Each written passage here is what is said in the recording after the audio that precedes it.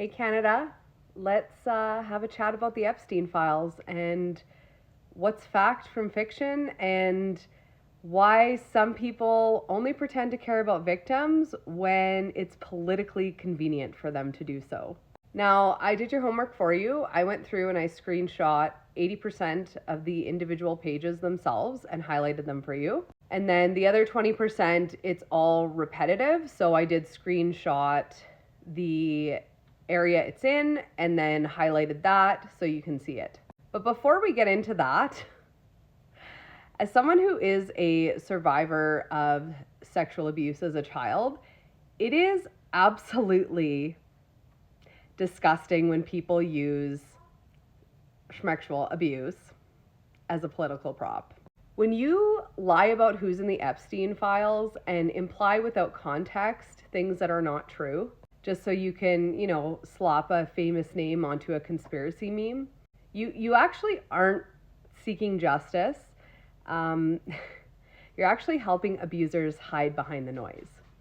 Because victims, they don't benefit from misinformation, the predators do. So if you're still spreading this misinformation and implying that Mark Carney is in the Epstein files in a nefarious way, maybe you need to stop and ask yourself why your version of advocacy looks like misinformation cosplay. But let's get into it.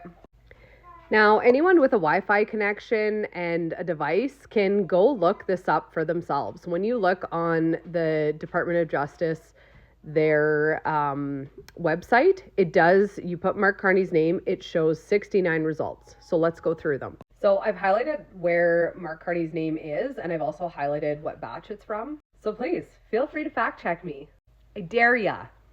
This is an event that Mark Carney was hosting, and one of Epstein's employees asked him, do you want to buy tickets to, this event? Now, both Epstein and Mark Carney at the time were both working in the finance industry, so this isn't that far-fetched. Now, if you actually go through each document, piece by piece, you're gonna see a lot of repeats, because when there's an email chain, and like this, for example, this shows up probably like 30 times because there was an email exchange back and forth, obviously. But one of Epstein's employees would often send all the different articles about things in the finance world that he probably needed to be in the know about. Here's more of that. Here's more articles where Mark Carney's name comes up.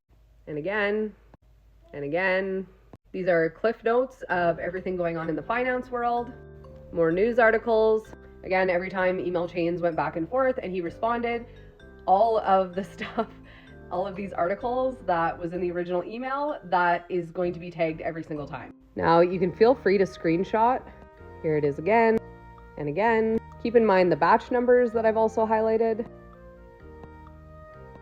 This one shows up so many times.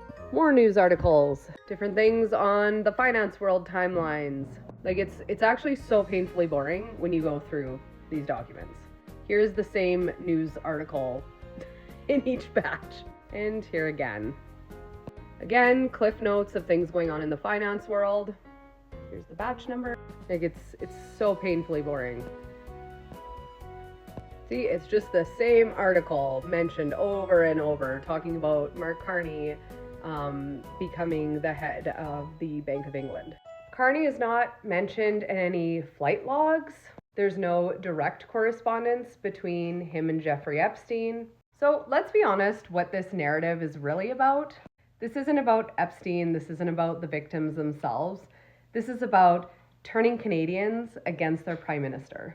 Because once they do that, they're turning their backs on Canada itself. It's the same tired playbook over and over.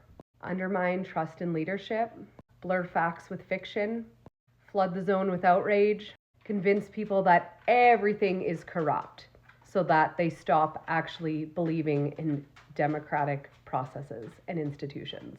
It's not patriotism, it's not accountability, it's destabilization dressed up as moral concern.